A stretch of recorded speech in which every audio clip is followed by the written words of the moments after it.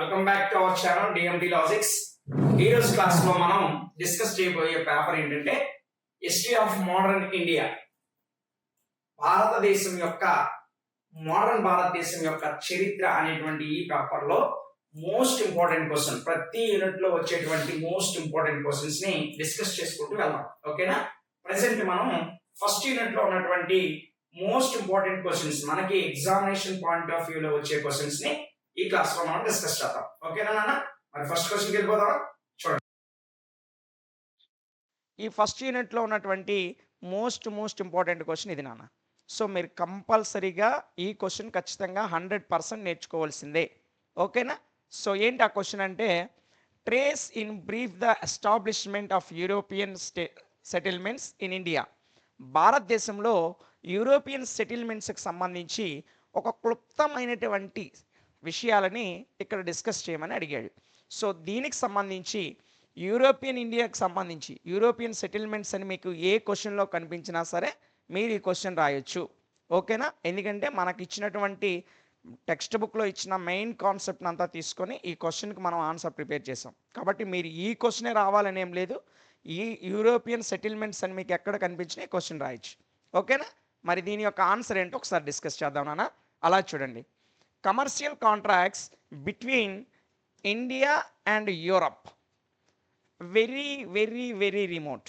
అంటే ఏంటంటే, ఒకప్పుడు భారతదేశానికి యూరప్ కంట్రీకి, యూరప్ ఖండానికి సంబంధించినటువంటి వాణిజ్య సంబంధాలు అనేవి చాలా దూరంగా ఉండేవి.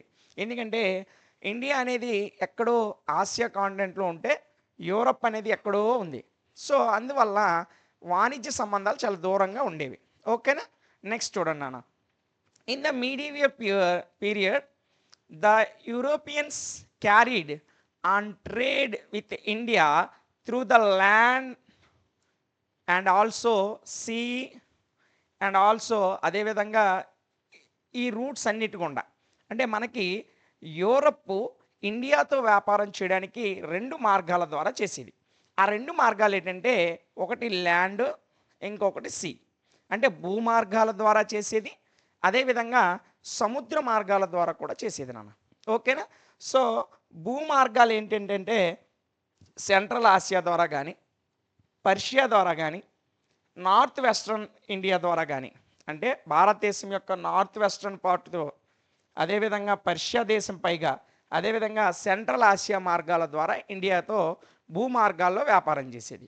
ఇక సముద్ర మార్గాల విషయానికి వస్తే, ఇక్కడ మనకి మధ్యధరా సముద్రం ఉంది, రెడ్ సీ ఉంది, అదేవిధంగా అరేబియన్ సీ. ఈ మార్గాల ద్వారా ఇండియాతో యూరప్ కంట్రీ అనేది, యూరప్లో ఉన్నటువంటి కంట్రీస్ అనేవి మనతో వ్యాపారం చేసేవి.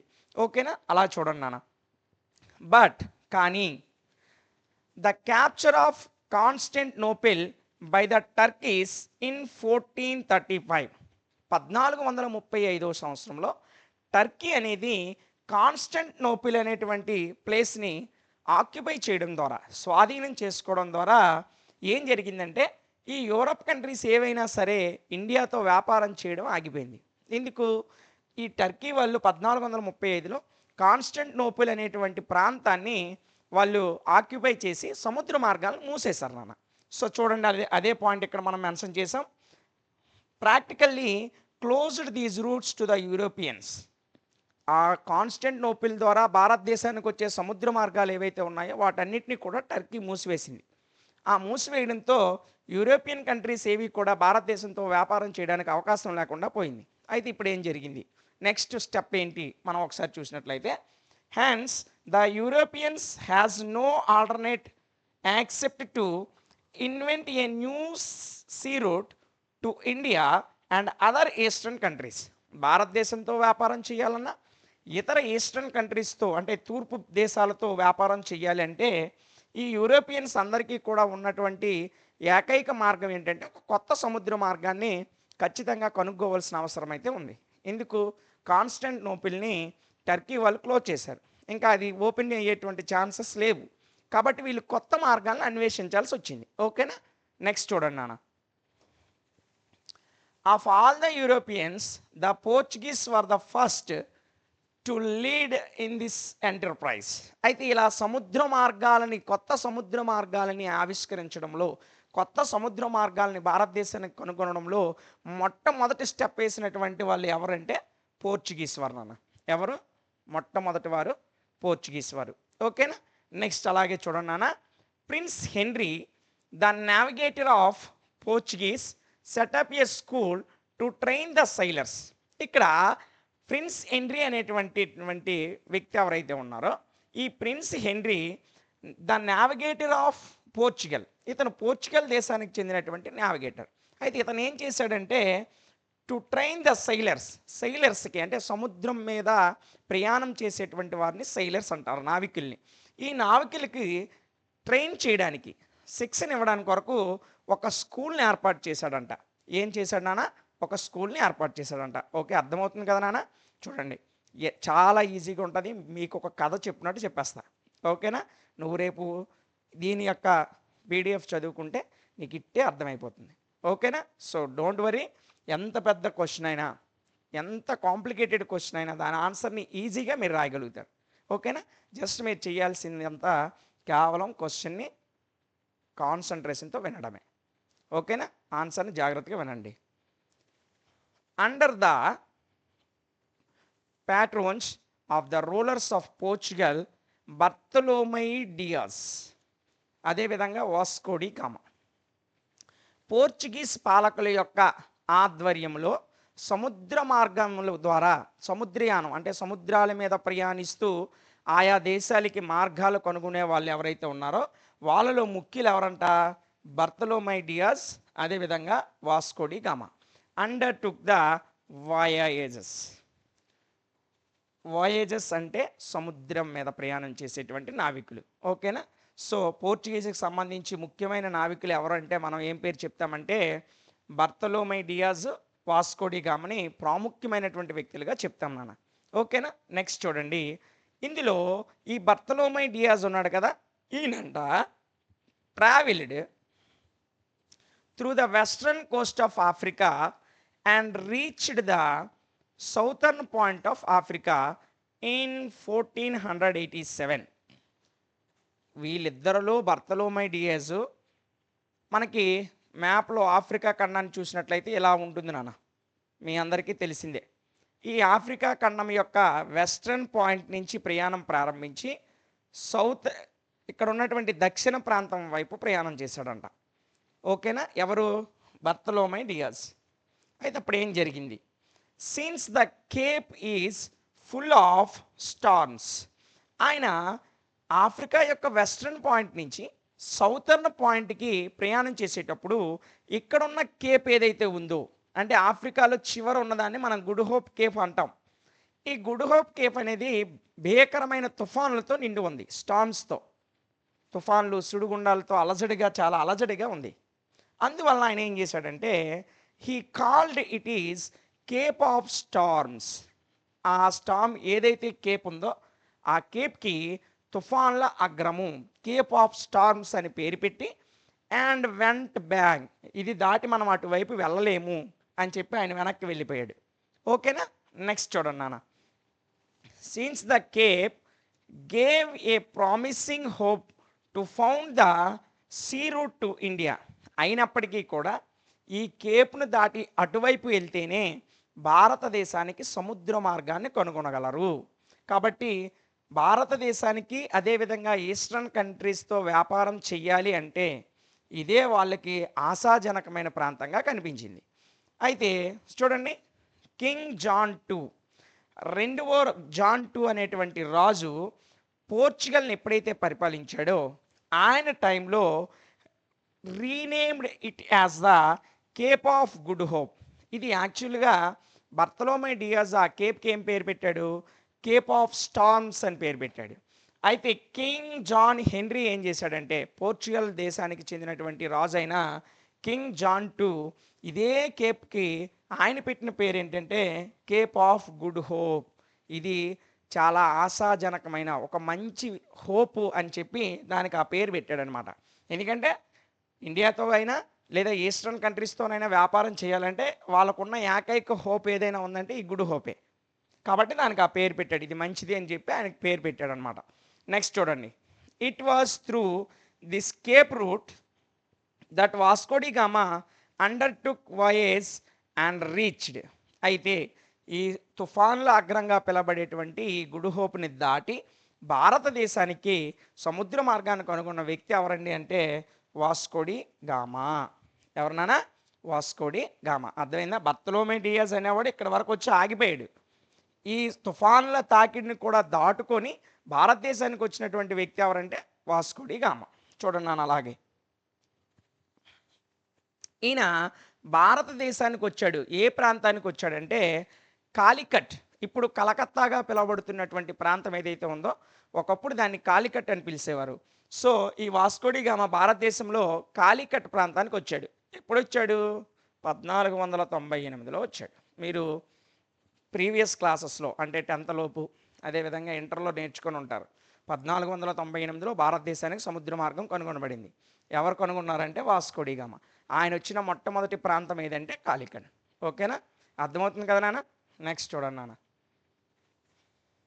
దస్ the invention of sea route to India by Vasco da Gama in 1498 AD.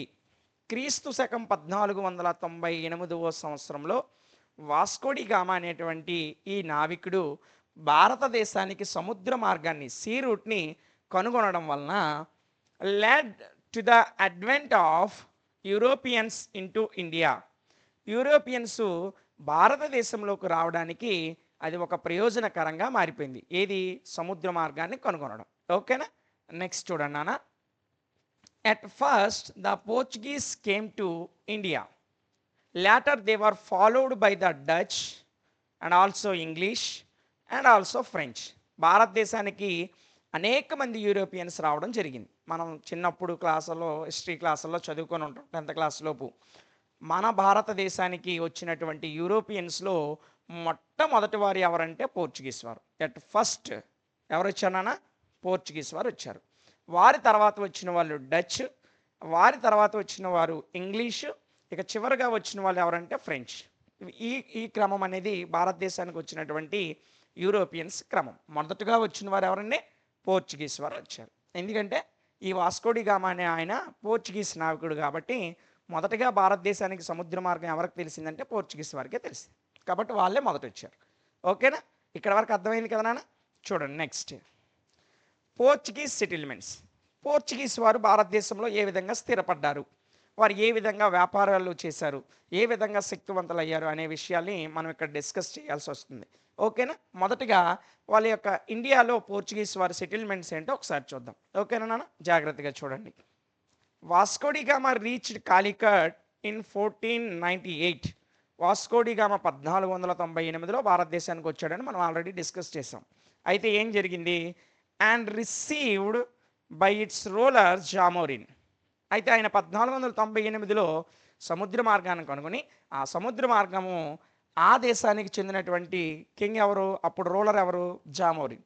ఆ జామోరిన్ చేత స్వీకరించబడింది. అంటే పోర్చుగీస్ వారికి ఇదిగో సముద్ర మార్గం భారతదేశానికి ఈ విధంగా ఉంటుంది అని ఆయన ద్వారా తెలియజేయబడింది. Next in 1500 AD. అయితే క్రీస్తు శకం 1500 సంవత్సరంలో ఏం జరిగిందంటే Gabriel established a factory in Calicut. Portuguese పాలకుల్లో ఒకడైనటువంటి గాబ్రియల్ 1500 సంవత్సరంలో క్రీస్తు శకం 1500 సంవత్సరంలో ఏదైతే వాస్కోడి గామా కాలికట్కు మొదటిసారిగా వచ్చాడో ఆ కాలికట్లో ఒక ఫ్యాక్టరీని ఏర్పాటు చేశాడు. ఓకేనా? అంటే భారతదేశంలో మొట్టమొదటి ఫ్యాక్టరీని స్థాపించిన వారు ఎవరు అంటే పోర్చుగీస్ వారు. ఎప్పుడు స్థాపించారంటే 1500 ADలో స్థాపించారు. ఓకేనా? నెక్స్ట్ నాన్న. ఇన్ 1502 1502 సంవత్సరంలో అంటే ఈ ఫ్యాక్టరీ ఎస్టాబ్లిష్ అయిన 2 సంవత్సరాల తర్వాత అంటే 1502 సంవత్సరంలో Vasco da Gama came to India for second time. భారతదేశానికి ఆయన మరలా రెండోసారి రావడం జరిగింది. మొదటిసారిగా 1498లో వచ్చాడు. రెండోసారి మరలా వాస్కోడి గామా ఇండియాకి ఎప్పుడు వచ్చాడంటే 1502లో వచ్చాడు. ఎందుకు సార్ మొదటిసారి వచ్చాడు అది ఒకటి చాలు కదా, రెండోసారి ఎందుకు చెప్తున్నారంటే ఆయన రెండోసారి వచ్చేటప్పుడు ఒక ముఖ్యమైన పని చేశాడు. అదేంటో ఒకసారి చూడండి. And set up factories at Cochin and Cannanore. ఈయన వాస్కోడిగామ 1498లో వచ్చేటప్పుడు భారతదేశానికి సముద్ర మార్గాన్ని మాత్రమే కనుగొన్నాడు. అది ప్రాముఖ్యమైన విషయం. ఇక రెండో ప్రాముఖ్యమైన విషయం ఏంటంటే 1502లో భారతదేశానికి వచ్చి కొచ్చిన్ మరియు కాననూర్ అనేటువంటి ఈ 2 ప్రాంతాల్లో 2 ఫ్యాక్టరీలు స్థాపించాడు. ఓకేనా? అందుకే ఇది కూడా మనం ప్రాముఖ్యమైన విషయంగా చదువుకోవాలి. ఓకేనా నాన్న? నెక్స్ట్ చూడండి ఏం జరిగిందో. After the departure of Vasco da Gama, the Portuguese government appointed Francisco de Almeida to look after their interest. అయితే ఎప్పుడైతే భారతదేశాన్ని వాస్కోడి గామా వదిలిపెట్టి వెళ్ళిపోయాడో, ఆయన వెళ్ళిపోయిన తర్వాత పోర్చుగీస్ గవర్నమెంట్ అనేది, పోర్చుగీస్ ప్రభుత్వం అనేది భారతదేశం మీద వారి యొక్క ఇంట్రెస్ట్ ఏవైతే ఉన్నాయో వాటిని కొనసాగించడానికి ఎవరిని అపాయింట్ చేసింది? ఫ్రాన్సిస్కో డి ఆల్మిడాని అపాయింట్ చేసింది. ఇక్కడ వరకు అర్థమైందా? సో భారతదేశంకి పోర్చుగీస్కి ఉన్నటువంటి వ్యాపార సంబంధాలు దూరంగా ఉండేవి. ఎప్పుడైతే కాన్స్టాంటినోపుల్ క్లోజ్ అయిపోయిందో కొత్త సముద్ర మార్గాలు అన్వేషించాల్సి వచ్చింది. సో భారతదేశాన్ని కొత్త సముద్ర మార్గాన్ని కనుగొన్నది 1498లో మొట్టమొదటిగా కనుగొన్న వారు ఎవరంటే వాస్కోడి గామా. ఈయన ఏ ప్రాంతానికి చెందినవాడంటే పోర్చుగీస్ ప్రాంతానికి చెందినవాడు. సో మొదటిగా 1500వ సంవత్సరంలో ఒక ఫ్యాక్టరీ వచ్చింది. 1502వ సంవత్సరంలో వాస్కోడి గామా 2 ఫ్యాక్టరీని సెటప్ చేశాడు. సో ఆయన వెళ్ళిపోయిన తర్వాత వచ్చిన వాడే ఈ ఆల్మిడా. ఓకేనా? సో ఈ ఆల్మిడా ఏం చేశాడో ఒకసారి మనం చూసినట్లయితే, consolidation of Portuguese settlements was the keynote of Almeida's policy. భారతదేశంలో పోర్చుగీస్ యొక్క కన్సాలిడేషన్కి సంబంధించి కీనోట్గా అంటే ప్రాముఖ్యమైనటువంటి అంశంగా దేన్ని చెప్పుకుంటామంటే ఈ ఆల్మిడా ప్రవేశపెట్టిన పాలసీని మనం చెప్పుకుంటాం. ఏం పాలసీ ప్రవేశపెట్టాడో ఒకసారి మనం చూసినట్లయితే, he realized the need of powerful navy for the expansion of the Portuguese power. Portuguese power expansion అవ్వాలంటే, అంటే పోర్చుగీస్ వారు భారతదేశంలో శక్తివంతులు కావాలంటే ఏంటి అవసరమని ఈయన గుర్తించాడంటే, ఒక పవర్ఫుల్ నేవీ అనేది అవసరం అవుతుంది. మనకి సముద్ర మార్గం ద్వారా వ్యాపారం చేయాలంటే మనకు ఒక శక్తివంతమైన నేవీ అనేది ఉండాలి అని చెప్పి దానికి ప్రాముఖ్యం ఇచ్చినటువంటి వ్యక్తి ఎవరంటే ఆల్మిడా. సో దీన్నే ఆల్మిడాస్ పాలసీ అంటాం. ఓకేనా? సో దీనికి ఆయన పెట్టిన పేరు ఏంటంటే, hence his policy was known as the blue water policy. So శక్తివంతమైన నావీ ఉండాలని చెప్పి నావీలో ఆయన ఒక పాలసీని తీసుకొచ్చాడు. ఆ పాలసీనే మనం ఏమని చదువుతామంటే బ్లూ వాటర్ పాలసీ అని చదువుతాం. ఓకేనా? సో ఇది నాన్న ఆల్మిడాస్ పాలసీ అంటే. అయితే ఈయన ఏం చేశాడంటే, destroyed the fleet of Zamorin in 1505. 1505లో ఈ జామరిన్ ఫ్లీట్స్ని ఈయన డిస్ట్రాయిడ్ చేశాడు. అదేవిధంగా and the allies of Zamorin in 1509, 1509లో జామారిన్తో ఉన్నటువంటి మిత్ర సైన్యాలు ఏవైతే ఉన్నాయో వాటిని కూడా ఈయన ఓడించడం జరిగింది. ఓడించి ఏం చేశాడంట, safe guarded the Portuguese settlements. ఆ జామారిన్కి సంబంధించినటువంటి వారి సైన్యాన్ని, వారి మిత్ర బృందాలని అన్నింటినీ ఓడించడంతో ఈ పోర్చుగీస్ సెటిల్మెంట్స్ అనేటి వాటిని రక్షించడం జరిగింది. ఎవరి ద్వారా? ఆల్మిడా ద్వారా రక్షించడం జరిగింది. సో పోర్చుగీస్ వాళ్ళ గురించి మనం చదువుకునేటప్పుడు ఆల్మిడా పాలసీ గురించి కూడా చదువుకోవాలి. ఓకేనా? నెక్స్ట్ చూడండి నాన్న. ఇక రెండో వాడు ఆల్మిడా తర్వాత, అంటే ఫస్ట్ వాస్కోడి గామా గురించి మనం చూసాం, అదేవిధంగా ఆల్మిడా గురించి చూసాం. ఇక థర్డ్ వన్ ఎవరంటే ఆల్బుకర్కి. ఈయన కూడా ఒక శక్తివంతమైనటువంటి పోర్చుగీస్ గవర్నర్, పోర్చుగీస్ రూలర్. ఓకేనా? మీరు ఏదైనా అనుకోండి, బ్రిటిష్ వాళ్ళలాగా వీళ్ళని రూలర్ అనొచ్చు, గవర్నర్ ఏదైనా అనొచ్చు. ఓకేనా? సో ఈ పోర్చుగీస్కి చెందినటువంటి ఆల్బుకర్కి ఏం చేశాడో ఒకసారి మనం చూద్దాం.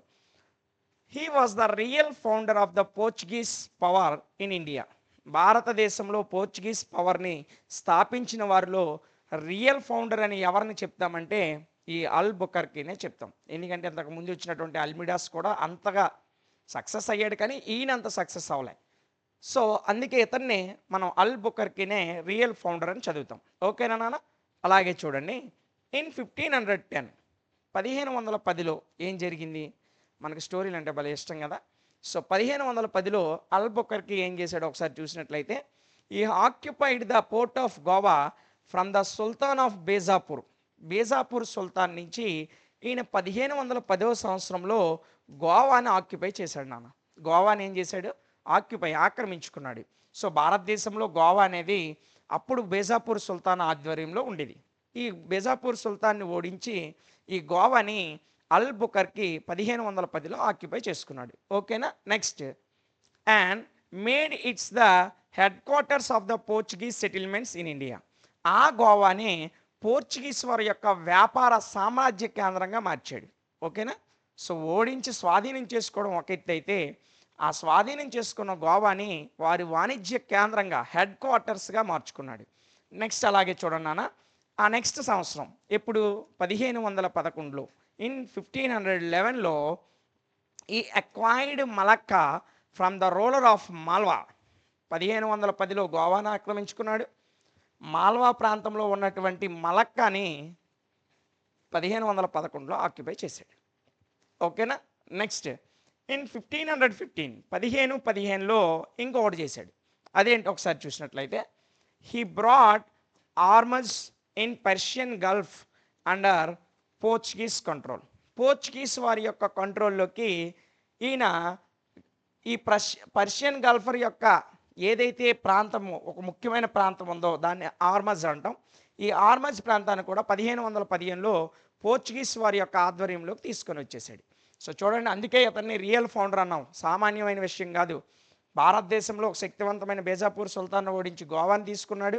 మాల్వాలో ఒక పెద్ద సామ్రాజ్యాన్ని ఓడించి 1511లో మలక్కాని తీసుకున్నాడు.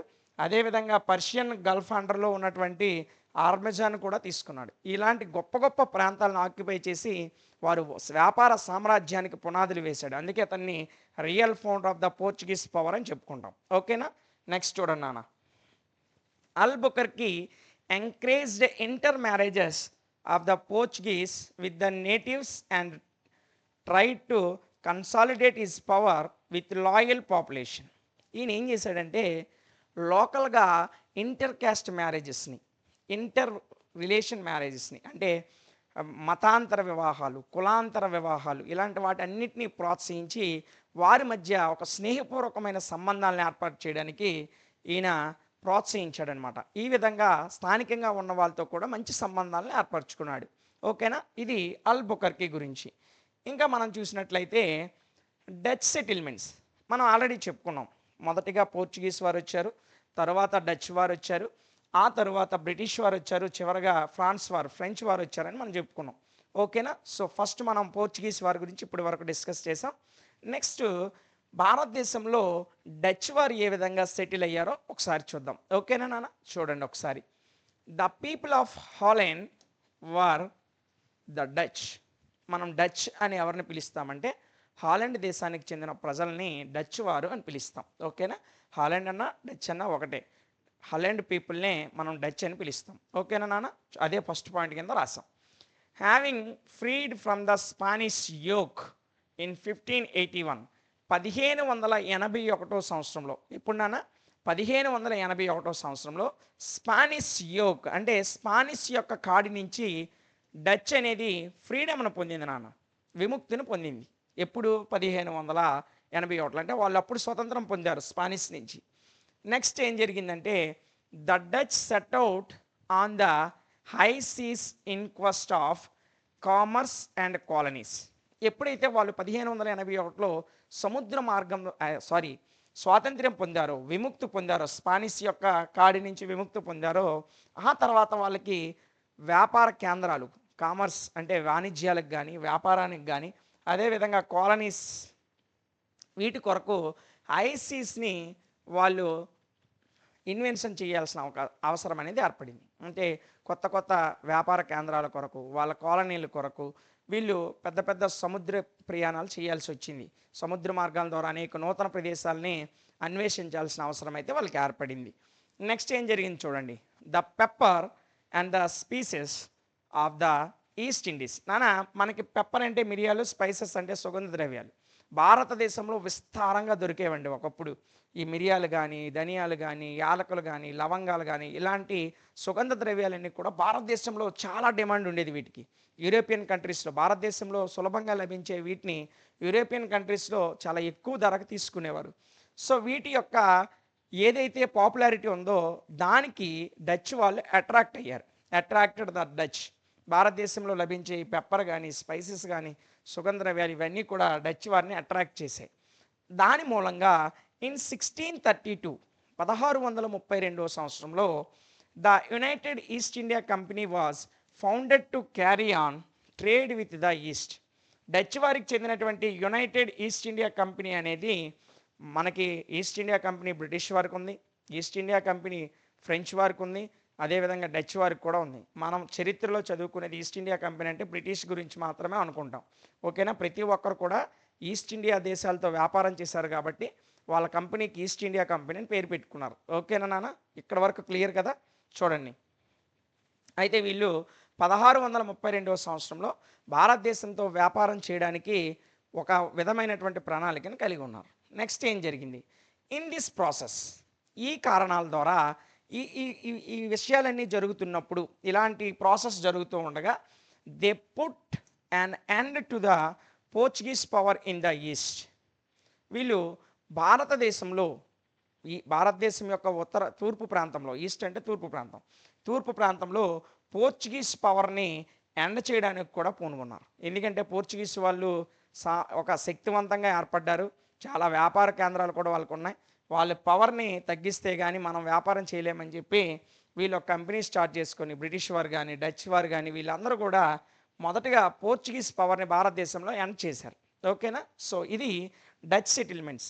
సో ఇంకా మనం చూసుకున్నట్లయితే డచ్ వారు ఈస్ట్ ఇండీస్లో ఏ విధంగా, అంటే తూర్పు భారతదేశంలో, అంటే తూర్పు భారతదేశం కానీ తదితర ప్రాంతాల్లో ఏ విధంగా వాళ్ళ యొక్క వ్యాపార సామ్రాజ్యాన్ని స్థాపించారు, ఏ విధంగా వారి వ్యాపార సామ్రాజ్యం డెవలప్ చేశారో మనం ఒకసారి చూసినట్లయితే, the Dutch captured Amboina in 1605. Dutch వారు భారతదేశంలో 1605 సంవత్సరంలో అంబోవానాని ఆక్యుపై చేసుకున్నారు. క్యాప్చర్డ్ అంటే స్వాధీనం చేసుకున్నారు. ఓకేనా? Next Batavia in 1609, Malacca in 1641.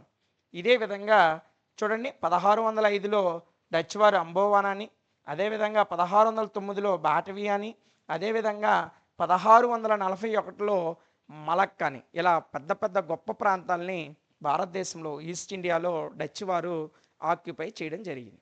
అయితే 1658 సంవత్సరంలో they also established there power in Ceylon. భారతదేశంలోని సిలోన్ ప్రాంతంలో వాళ్ళు, అంటే తూర్పు భారతదేశంలో ఉన్నటువంటి సిలోన్ ప్రాంతంలో కొన్ని ప్రాంతాలను ఆక్యుపై చేశారని ఇప్పుడే చెప్పుకున్నాం. ఆ విధంగా వాళ్ళ పవర్ని ఎస్టాబ్లిష్ చేయడం జరిగింది. నెక్స్ట్ ఏం జరిగిందంటే, ఇన్ ద బిగినింగ్, ప్రారంభ కాలంలో the Dutch and English were friendly. మొదటిగా భారతదేశానికి వచ్చిన వాళ్ళు పోర్చుగీస్ వారు, సెకండ్ వచ్చిన వాళ్ళు డచ్, థర్డ్ ఎవరు వచ్చారంటే ఇంగ్లీష్, ఇక లాస్ట్గా వచ్చింది ఫ్రెంచ్ అని చెప్పుకున్నాం ఆల్రెడీ. అయితే మొదట్లో ఇంగ్లీష్ అంటే బ్రిటిష్ వారు, అదేవిధంగా డచ్ వారు, వీళ్ళిద్దరూ కలిసి ఫ్రెండ్లీగా ఉండేవారు. ఎందుకు సార్ వీళ్ళిద్దరూ ఫ్రెండ్లీగా ఉండేవారు? వాళ్ళు వ్యాపారంకి వచ్చారు, వీళ్ళు వ్యాపారంకి వచ్చారు కదా అంటే, వీళ్ళిద్దరికన్నా అప్పుడు భారతదేశంలో శక్తివంతంగా ఎవరు ఉన్నారంటే పోర్చుగీస్ వారు ఉన్నారు.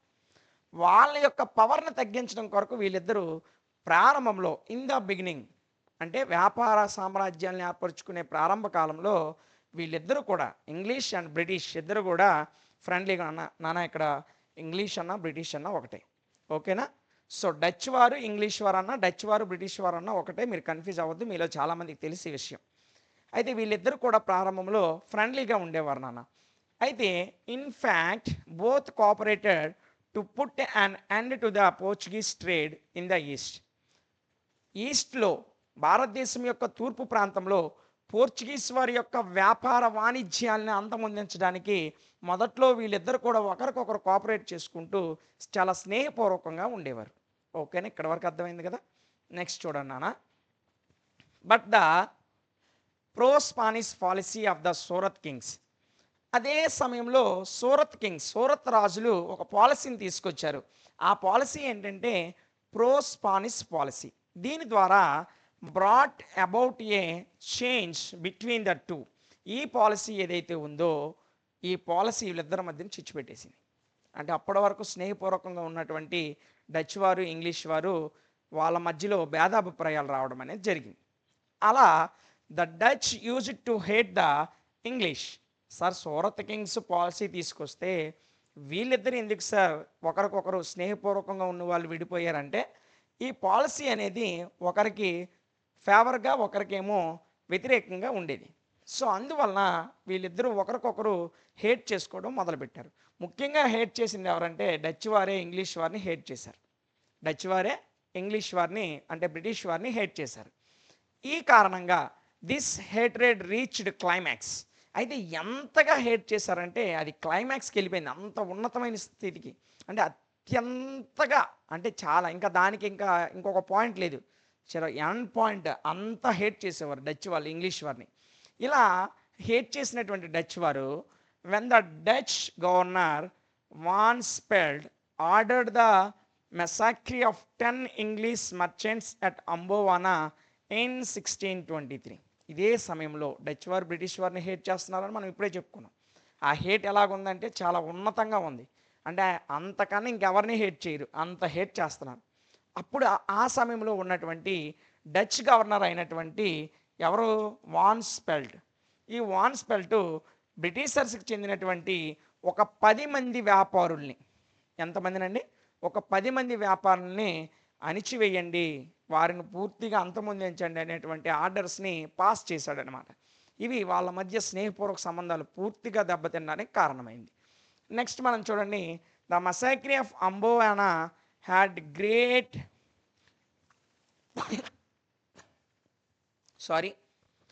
As a great repercussion on the fortunes of both countries. ఈ అన్ని కారణాల వల్ల బ్రిటిషర్స్కి డచ్ వారికి ఉన్నటువంటి సంబంధాలన్నీ కూడా పూర్తిగా తెగిపోయాయి. నెక్స్ట్ ఏం జరిగిందంటే in fact it was a blessing in disguise for the British. ఇదంతా కూడా ఒక రకంగా అంటే అంతరంగికంగా ఎవరికి వరంగా మారిందంటే బ్రిటిష్ వాళ్ళకి మాత్రమే వరంగా మారింది. సో డచ్ వాళ్ళు దానివల్ల ఈ భేదాభిప్రాయాల వల్ల ఎవరు లాభపడ్డారంటే బ్రిటిష్ వారే లాభపడ్డారు ఫైనల్గా. అది ఎలా లాభపడ్డారో ఒకసారి చూద్దాం. The British gave up all hope of the east. ఈ తగువుల కారణంగా ఈస్ట్ ప్రాంతం మీద బ్రిటిష్ వారు హోప్ని పూర్తిగా కోల్పోయారు.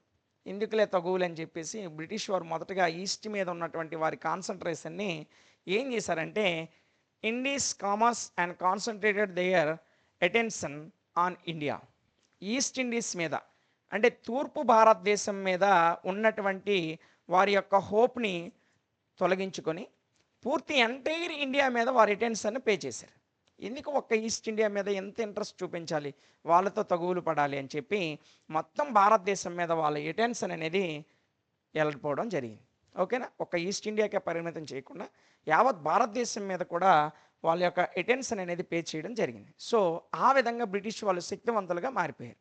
సో ఇది డచ్ సెటిల్మెంట్స్ గురించి. ఇక ఇంగ్లీష్ వాళ్ళు ఏ విధంగా భారతదేశంలో సెటిల్ అయ్యారు, బ్రిటిష్ వారు భారతదేశంలో ఏ విధంగా సెటిల్ అయ్యారో మనం రాయాల్సిన అవసరం ఉంది. ఎందుకంటే భారతదేశంలో వచ్చే ప్రతి వారి గురించి బ్రీఫ్గా రాయమని చెప్పాడు. సో మనం సముద్ర మార్గం ఏ విధంగా కనుగొనబడింది డిస్కస్ చేసాం, పోర్చుగీస్ వారు ఏ విధంగా సెటిల్ అయ్యారో డిస్కస్ చేసాం, డచ్ వారు ఏ విధంగా సెటిల్ అయ్యారో డిస్కస్ చేసాం. ఇక థర్డ్ వన్ ఎవరంటే బ్రిటిష్ వారు. ఇంగ్లీష్ అన్నా బ్రిటిష్ అన్నా ఒకటే, మీరు కన్ఫ్యూజ్ అవ్వాల్సిన అవసరం లేదు, మీ అందరికీ తెలుసు ఆ విషయం. సో ఇంగ్లీష్ వారు భారతదేశంలో ఏ విధంగా సెటిల్ అయ్యారో ఒకసారి చూద్దాం. The defeat of Spanish armada in 1588 and the accounts of Englishmen Ralph Fitch and John Minden hall.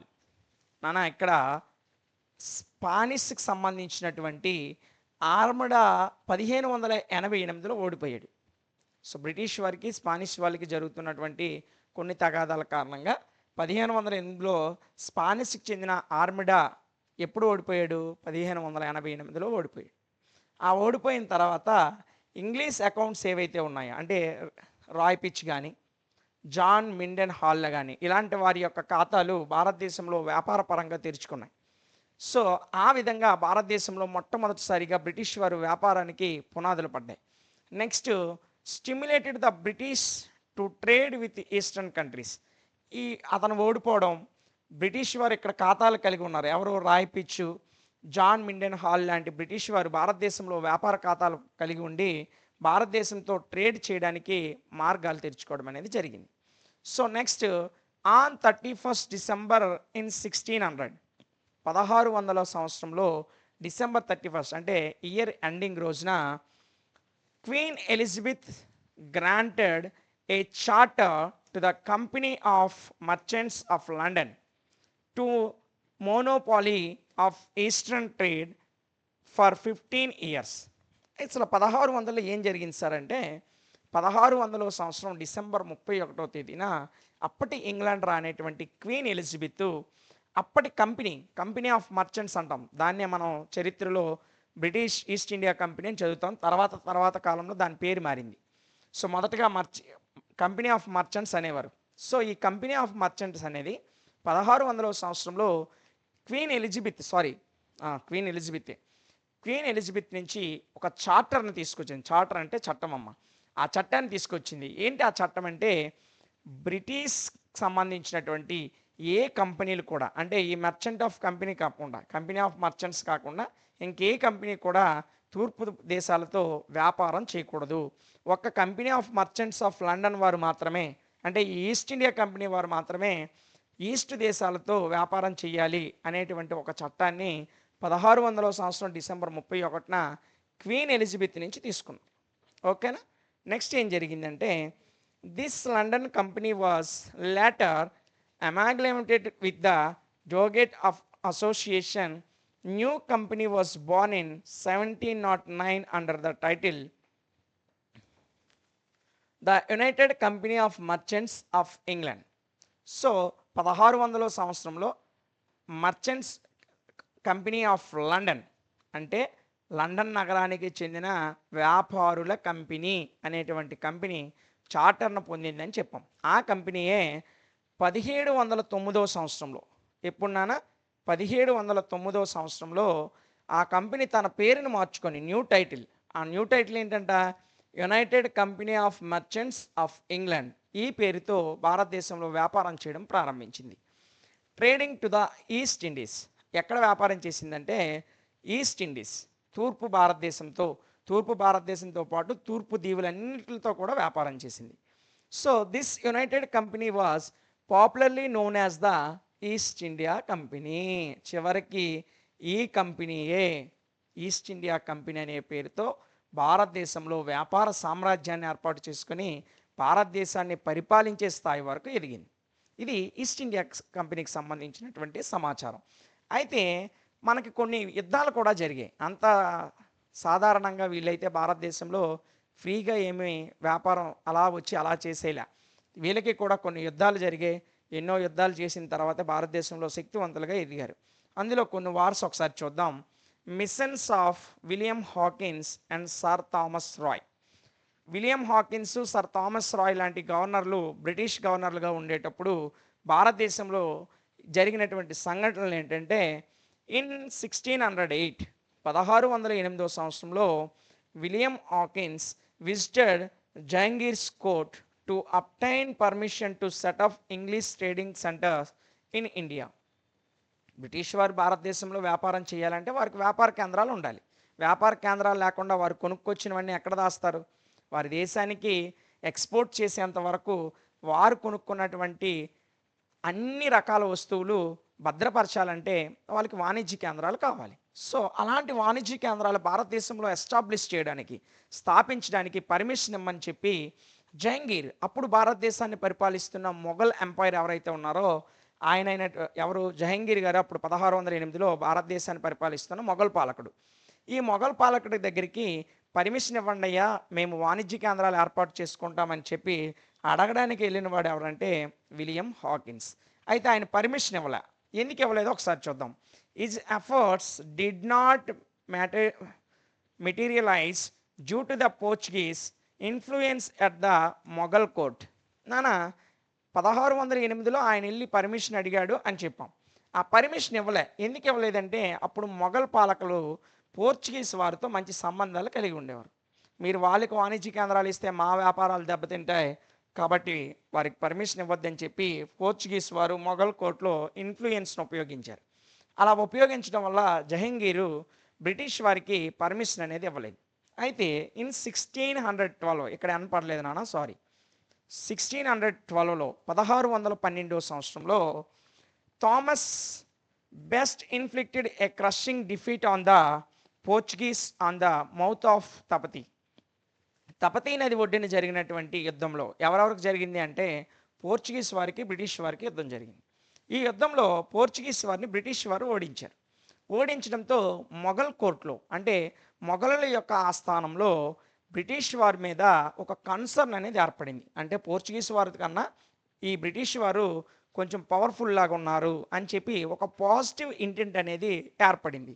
So దాని కారణంగా this enhanced the British prestige at the Mughal court. చెప్పాను కదా ఇప్పుడే, మొఘల్ కోర్టులో అంటే మొఘలుల యొక్క ఆస్థానంలో బ్రిటిష్ వారి యొక్క ప్రెస్టేజ్ అనేది పెరిగింది. అయితే ఇన్ 1613 చూడండి, ఆయన 1608లో వెళ్ళేటప్పుడు పర్మిషన్ ఇవ్వాల.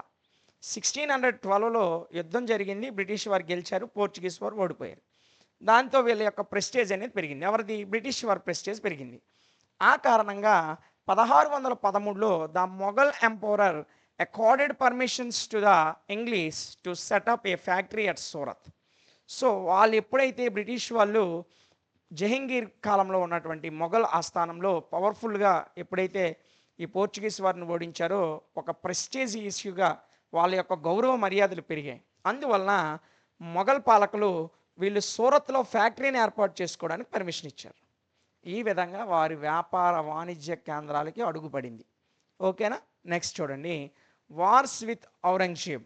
అయితే జహంగీర్ తర్వాత మనం చూసుకున్నట్లయితే అక్బర్ తర్వాత జహంగీర్ తర్వాత షాజహాన్ తర్వాత ఔరంగజేబ్.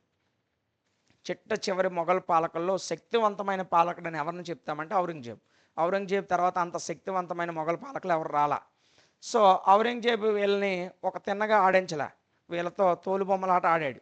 సో ఆ యుద్ధాలు ఏం జరిగాయి, ఔరంగజేబుకి వాళ్ళకి జరిగినటువంటి కాన్ఫ్లిక్ట్స్ సమస్యలు ఏమొచ్చాయో ఒకసారి బ్రీఫ్గా మనం డిస్కస్ చేద్దాం. ఓకేనా? ఎందుకంటే ఇది ఖచ్చితంగా రాయాలన్న, మీకు ఫుల్ స్కోర్ పడాలంటే ఖచ్చితంగా ఔరంగజేబు లేకుండా మనకి హిస్టరీలో అంతగా మార్కులు రావు.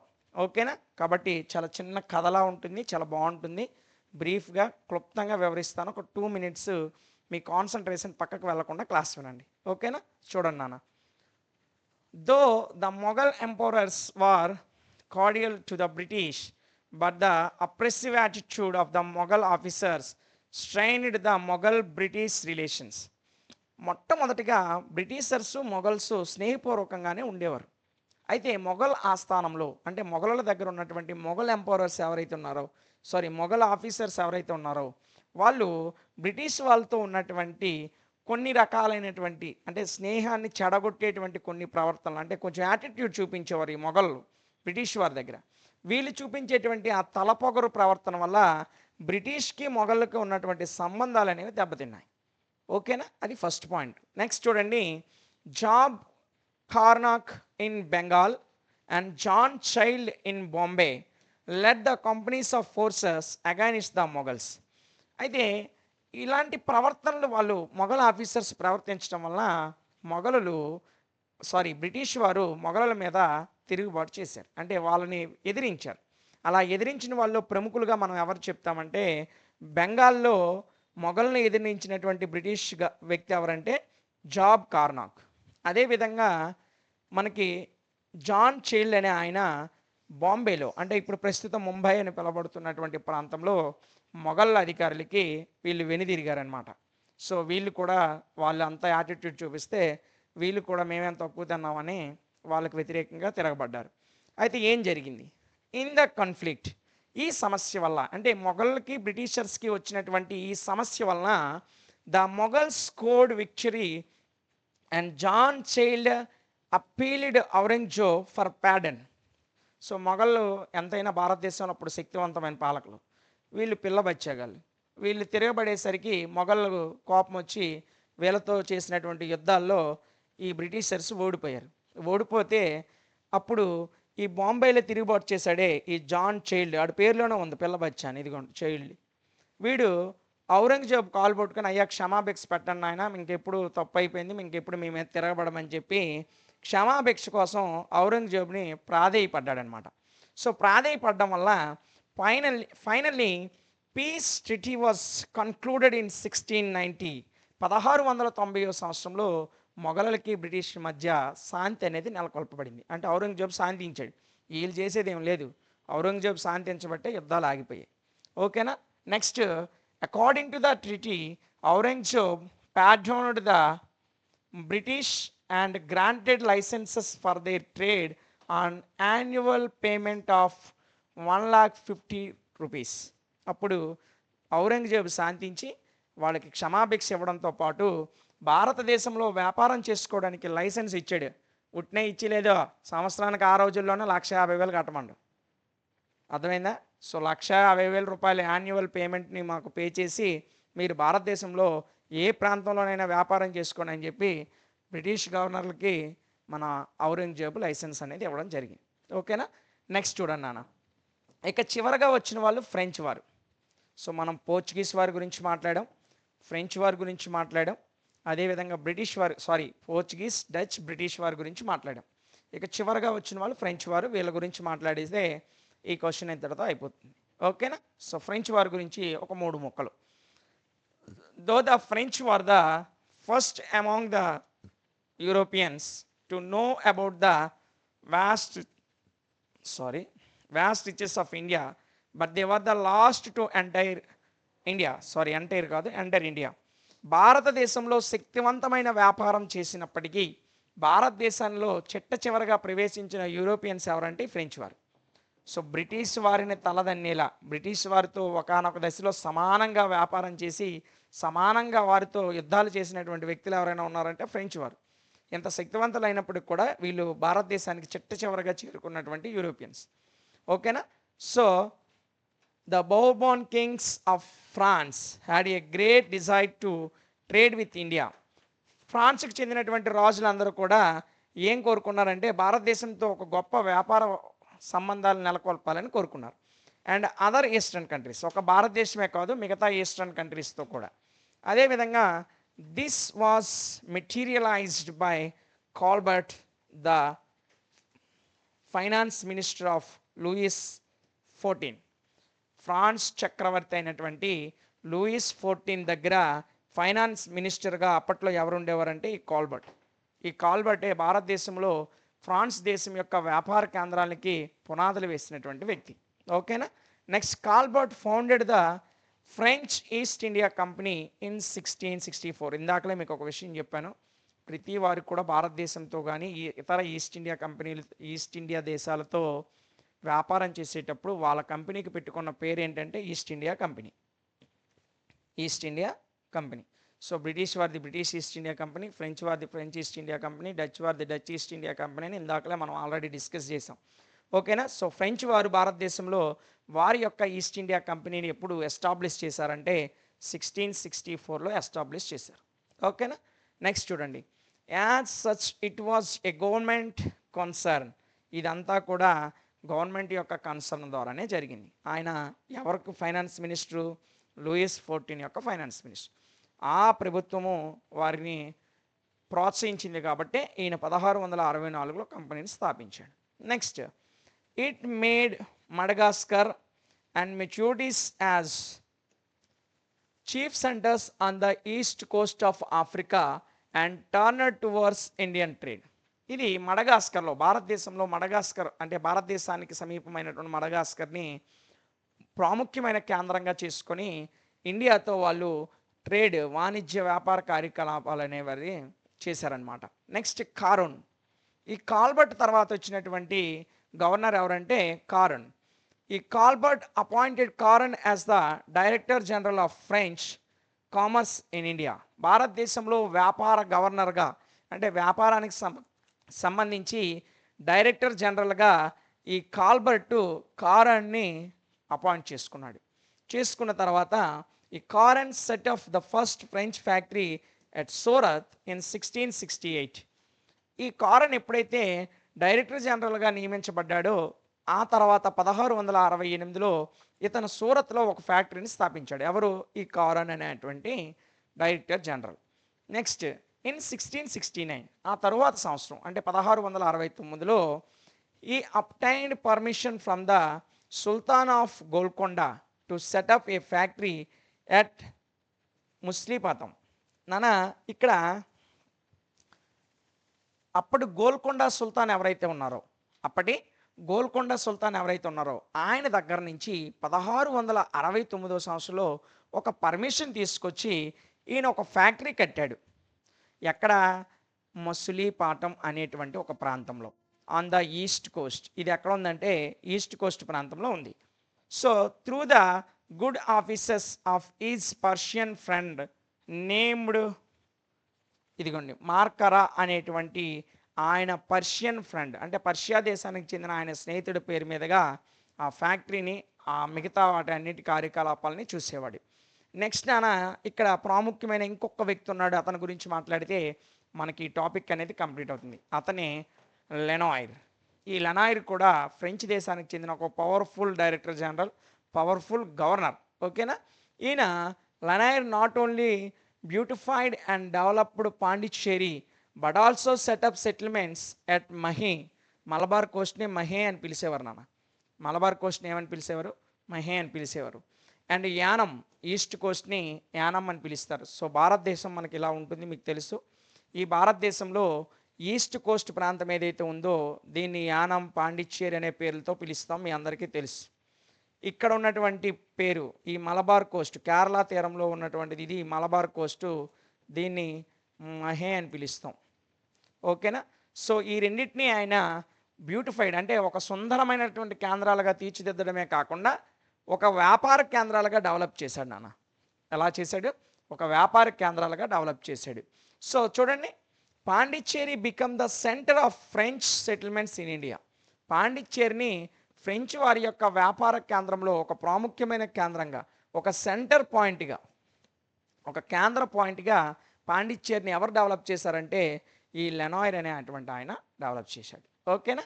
ఇది భారతదేశంలో యూరోపియన్స్ రావడము, యూరోపియన్స్ భారతదేశంలో సెటిల్ అవ్వడము, వారి యొక్క వ్యాపార వాణిజ్య కేంద్రాలని భారతదేశంలో ఏర్పాటు చేసి శక్తివంతమైనటువంటి ట్రేడర్స్గా భారతదేశంలో నిలిచారు. తర్వాత క్వశ్చన్స్లో మనం నెక్స్ట్ బ్రిటిష్ వారు కానీ లేదా ఫ్రెంచ్ వారు కానీ భారతదేశంలో ఎలాంటి వ్యాపార సంబంధాలు కలిగి ఉన్నారు, భారతదేశాన్ని ఒకానొక దశలో వాళ్ళు ఏ విధంగా పరిపాలించారో నెక్స్ట్ క్వశ్చన్స్లో మనం డిస్కస్ చేసుకుంటూ పోదాం.